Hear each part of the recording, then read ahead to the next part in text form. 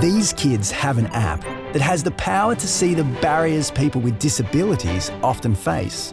The reality for people living in poverty with disability is that there are many barriers that can stop them from achieving their full potential. Let's take a look. Here's Federico, a quiet achiever. He had an accident and now uses a wheelchair. He then stopped going to school.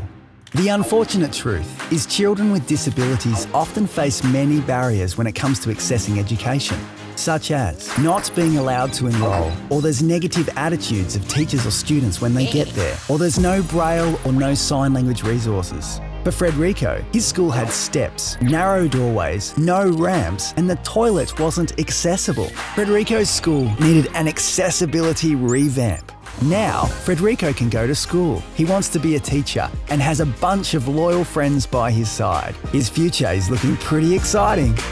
And here is Ursula, her husband and some of her kids.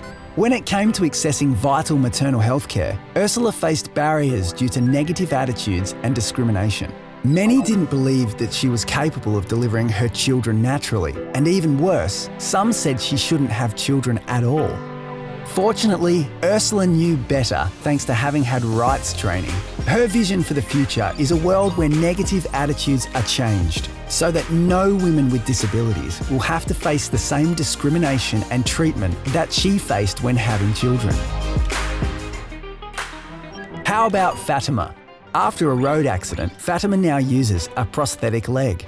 For people with disabilities, access to clean water and sanitation is often so much more challenging due to things like uneven pathways, the long distance to collect water, or being excluded from community decisions. For Fatima, the distance to her toilet and water source was her barrier. So, after a lot of persuading, she had them relocated. Nice work, Fatima. And now she and her family can wash anytime they want. She can visit the toilet when nature calls, cook nutritious meals, and she feels more social when her friends come to visit. She is proud and strong and an advocate in her community.